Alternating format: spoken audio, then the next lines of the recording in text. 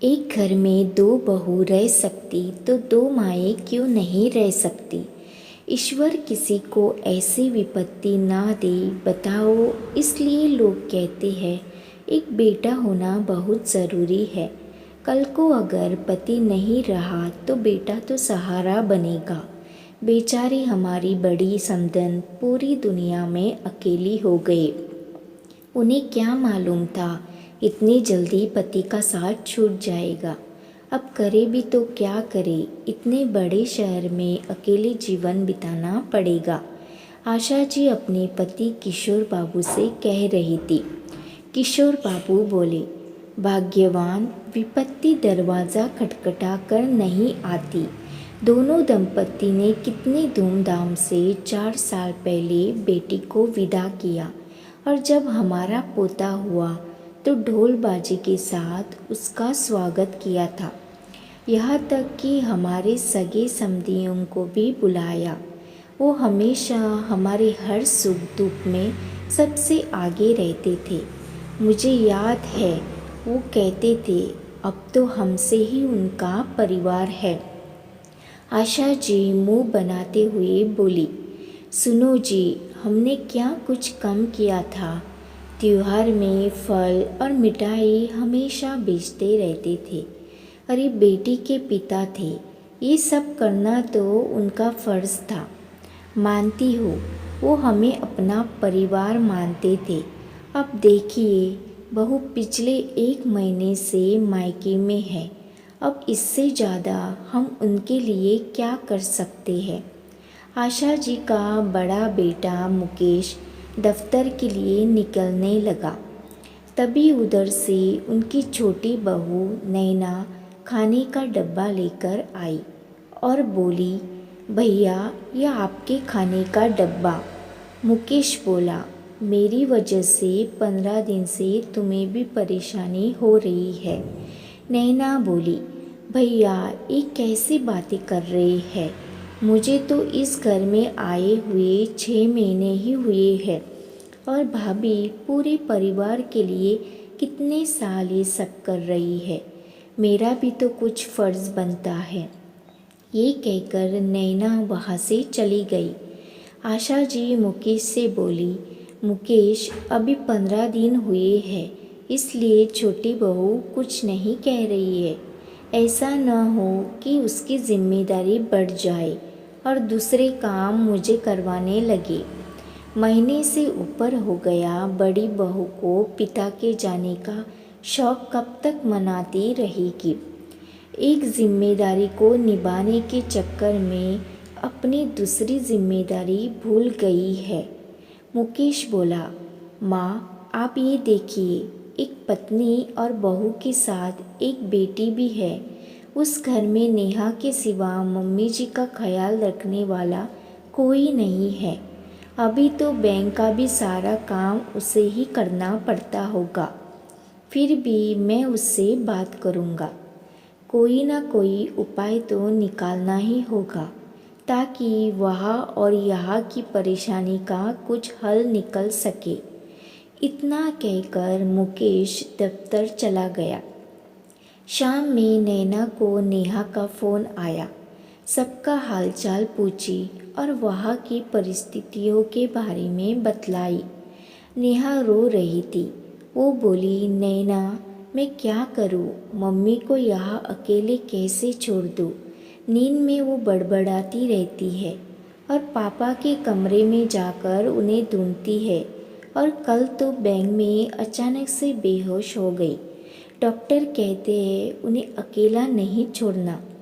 मेरी वजह से तुम्हें भी परेशानी उठानी पड़ रही है। मुझे समझ में नहीं आ रहा है मैं कौन सी जिम्मेदारी निभाऊं। नैना बोली, भाभी हम पत्नी होने के साथ एक बेटी भी है।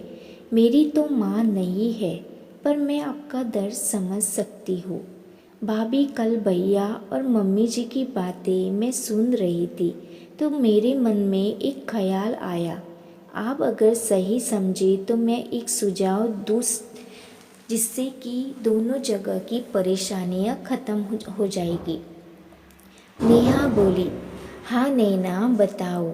हो सकता है तुम्हारे सुझाव से सबकी परेशानी खत्म हो जाए। नैना बोली, आप सोचिए, एक घर में अगर दो बेटे हैं, अलग अलग परिवार से वो बहू लाते, फिर मिलजुल कर एक ही घर में रहते हैं। परिस्थितिवश अगर बहू की माँ भी बेटी के साथ रहे तो क्या दिक्कत है? जब एक घर में दो बहू रह सकती है तो माएँ क्यों नहीं रह सकती है? एक पल को नेहा रुक गई, फिर बोली, तुम्हारी सोच बहुत अच्छी है।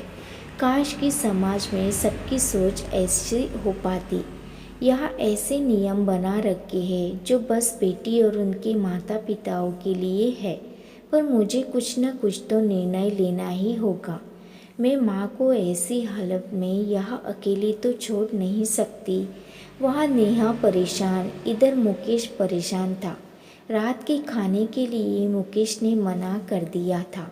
जब सब खाना खा रहे थे तो आशा जी बोले, बड़ी बहू को अपनी माँ की पड़ी है, पति की रत्ती भर भी चिंता नहीं है। नैना खाने परोसते हुए बोली, मम्मी जी, छोटा मुंह बड़ी बात हो जाएगी। भैया खुद को संभालने लायक है, परंतु भाभी की माँ अभी इस हालत में नहीं है कि वो अकेली रह सके। आशा जी बोली, रहने दो बहू, अपने जेठानी की ज़्यादा तरफदारी मत करो। ये दिक्कत तो अब साथ रहेगा तो क्या वो जीवन भर वहाँ रहेगी? माँ की आवाज़ सुनकर मुकेश आया और बोला, माँ, ये क्यों सोच रही हो कि मैं परेशानियों में कारण खाना नहीं खाया? अरे मुझे भूख नहीं थी। ठीक है, आपकी खुशी के लिए एक रोटी खा लेता हूँ। आशा जी बोली, बेटा, बहू लाई थी कि वो तुम्हारी चिंता करेगी, पर उसे तो अपनी माँ की चिंता से फुर्सत नहीं है, फिर तुम्हारी चिंता वो क्या करेगी? नैना बोली, मम्मी जी, जब आप अलग अलग घरों से बहू ला सकती है तो परिस्थितिवश बहू की माँ को क्यों नहीं ला सकती? आशा जी बोली, छोटी बहू क्या कह रही हो? सोच समझ कर बोलो।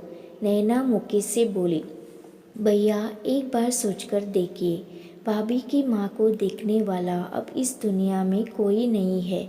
हम दोनों अलग अलग घर के होते हुए भी एक घर में रह सकते हैं, तो भाभी की माँ और मम्मी जी एक घर में क्यों नहीं रह सकती? जबकि लड़की की माँ दामाद को बेटी से कम नहीं मानती। उस हिसाब से तो आपका भी फर्ज बनता है कि आप अपनी जिम्मेदारी निभाएं। किशोर बाबू बोले, मुकेश, छोटी बहू कह तो सही रही है। अरे हमारे दो बेटे हैं, जिस घर में चार चार बेटे होते हैं, चार परिवारों से चार तरह की बहू आती है और एक ही परिवार में रहती है, तो एक घर में दो माएँ तो रह सकती है। आशा जी बोली, ये आप कैसी बातें कह रहे हैं? समाज में लोग क्या कहेंगे? आशा जी का छोटा बेटा नितेश बोला, माँ, जब परिवार पर विपत्ति आती है तो समाज के लोग नहीं, अपने सगे समधी ही साथ देते हैं। आप तो भैया भाभी को धर्म संकट में डाल रही है। उधर भाभी बेटी होने के फर्ज निभाएगी तो पत्नी और बहू होने का फर्ज नहीं निभा पाएगी, तो क्या इन दोनों को जीवन भर इसी तरह अकेले देखना चाहती है? किशोर बाबू ने आशा जी को समझाया कि परिस्थिति ऐसी हो गई है कि हमें ये कदम उठाना ही पड़ेगा, वरना हमारे बेटे का पारिवारिक जीवन बिखर के रह जाएगा। सोचो, तुम्हारा पोता तुमसे दूर है, कल को वो तुमसे सवाल करेगा कि दादी, मेरी नानी की जगह अगर आप होती तो क्या तभी भी मेरी माँ आपको छोड़ देती? फिर क्या जवाब दोगी? सबने मिलकर आशा जी को समझाया। नैना आशा जी के पास आकर बोली, मम्मी जी, ईश्वर कभी किसी औरत को ऐसे दोहराए पर लाकर ना रखे। आप एक समधी नई औरत होकर सोचिए कि उनके मन पर क्या बीत रही होगी। कोई नहीं है दुनिया में जिसकी तरफ उम्मीद भरी नज़रों से वो देख सके। अगले दिन आशा जी मुकेश को बोली, बहुत दिन हुए बहू मायके में रह ली, अब तो कागजात और बैंक के काम भी ख़त्म हो चुके होंगे। मेरे पोते का स्कूल भी छूट रहा है। ऐसा करो, जाओ मेरे पोते बहू के साथ मेरी समधन को भी लेकर आओ। अब मेरे पोते को नानी और दादी दोनों का प्यार एक ही घर में मिलेगा। मुकेश ये सुनकर बहुत खुश हुआ और फ़ोन करके तुरंत नेहा को सारी बात बताया। नेहा की माँ ने आने से मना किया। फिर आशा जी ने फ़ोन करके उन्हें समझाया और बोली, अगर अपनी बेटी की गृहस्थी बसाने में उसकी मदद करना चाहती है तो आप यहाँ आकर रहिए। हम दोनों मिलकर इस परिवार को अपने अनुभव से चलाएंगे। नितेश ने उनके रहने की व्यवस्था ऊपर वाले कमरे में की ताकि थोड़ी दूरी भी बनी रहे और रिश्तों की मर्यादा भी भंग ना हो। नेहा माँ और सास दोनों के प्रति अपना फर्ज निभाती थी, क्योंकि उसे देवरानी के रूप में एक माँ ही घर में बहन का प्यार और साथ मिला। नैना की माँ नहीं थी तो उसे अब सास के साथ माँ का भी प्यार ससुराल में मिल रहा था और पूरा घर खुशी से रहता था। ईश्वर ना करे किसी माँ के साथ ऐसी परिस्थिति आए कि उसे अपनी बेटी के ससुराल में रहना पड़े, परंतु अगर कभी परिस्थिति ऐसी आई तो क्या दामाद या संबंधियों का फर्ज नहीं बनता कि वो भी अपनी जिम्मेदारियों को आगे बढ़कर निभाए, ताकि अकेली बेटी को ऐसी परिस्थितियों से ना गुजरना पड़े।